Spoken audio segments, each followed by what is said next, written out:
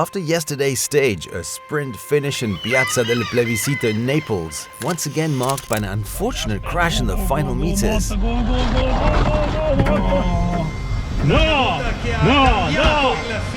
Won by Ballerini ahead of Stuyven and Magnier. Today there's no room for the sprinters.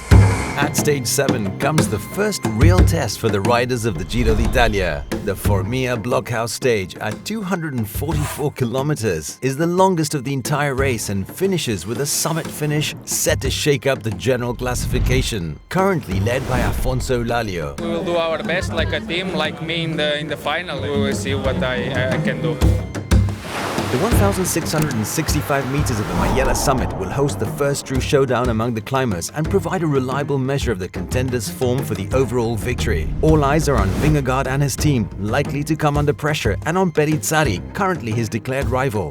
Today's definitely a long day and hard day. Ma credo che sia il rivale di tutti Vingegaard, credo sia il favorito oggi e speriamo di tenergli la ruota e provare a fare qualcosa. Lazio, Campania, Molise, Abruzzo. The race crosses 4 regions before finishing on one of the Giro's sacred climbs. A brutal finale with average gradients above 8% and ramps reaching 14%, which has hosted the finish 9 times. Impossible to forget Eddy Merckx's first Giro stage win right there on the Blockhaus on May 31st, 1967. The cannibal dropped all the greatest climbers of the era, revealing his immense talent. And speaking of history repeating itself, Jay Hindley will also be at the start. He won a stage on May 15th, 2022, the same year he went on to win the Giro. But they might just have this. Hindley close. It's so close over the line. Jay Hindley thinks he's got there, but they in second place. Carapaz in third. A long and demanding stage awaits, over 6 hours in the saddle, made even more selective by the final 13 kilometers on a narrow road, steep and packed with switchbacks. For the main contenders, it's time to show their true colors.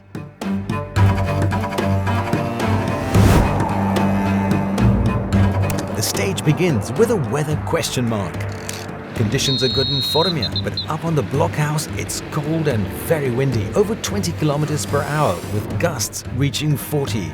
The Roccaraso side, where the riders will climb, is the most exposed. Weather will be one of the key factors of today's stage.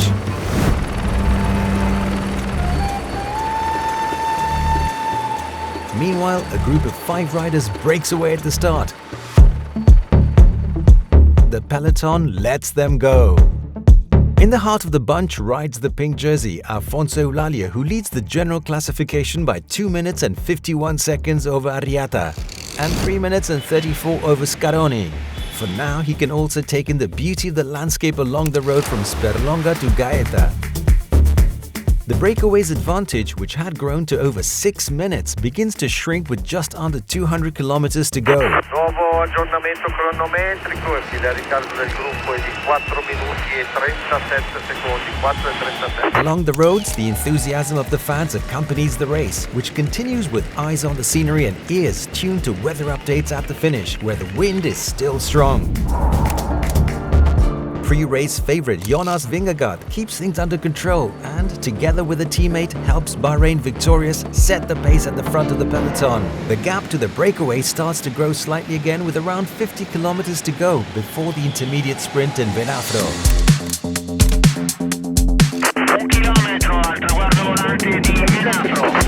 Which he's going to do, Diego Sevilla. Good ride for him. He's going to pick up 8 points for second place. Jonathan Milan takes the victory very comfortably. Milan crosses the line first, ahead of Sevilla, Naberman, Zukovsky and Van der Lee, and with the 12 points gained, he strengthens his hold on second place in the Cyclamen jersey standings, behind Magnier and ahead of Ballerini. The beautiful medieval village of Venafro tells us the race has now entered Molise. The first drops of rain are falling on the riders, while good news comes from Blockhaus, where the wind is expected to ease by the time of the finish.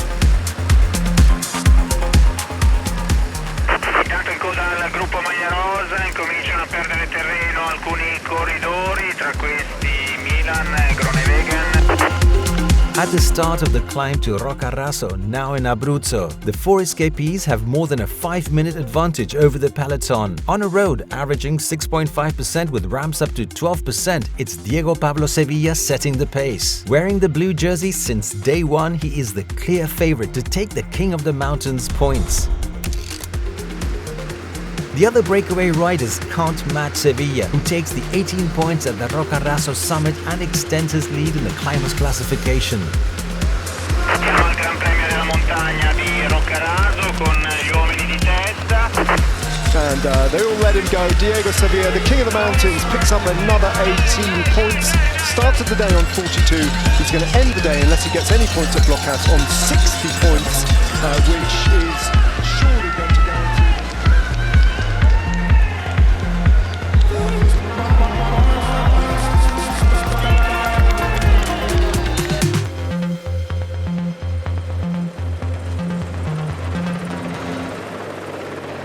The weather conditions worsen. Rain starts falling and the temperature drops to 10 degrees Celsius. The riders put on their rain gear, but the breakaway doesn't give up. Al chilometro 179 di gara il ritardo del gruppo è di 6 minuti.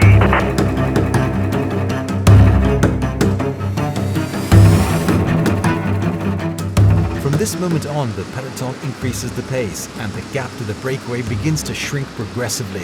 A clear sign that the GC contenders are also aiming for the stage win and want to reel them back in.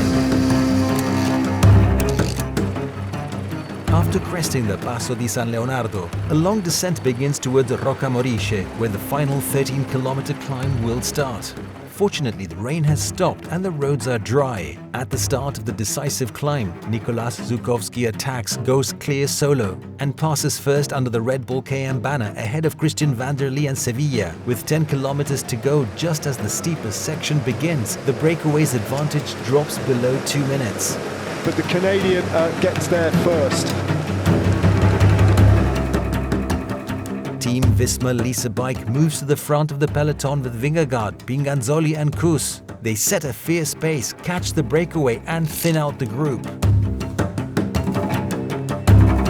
Only Giulio Pellizzari manages to hold on. The effort from the two is impressive. Now in this better part you have to keep pushing, boys. Really good job. Come on, come on, come on. The Italian tries to stay focused, but the favorite for the overall victory attacks twice. And the second move is decisive. Vingegaard continues his move, while Pellizzari begins to fade under the effort and is caught and passed by Felix Gall.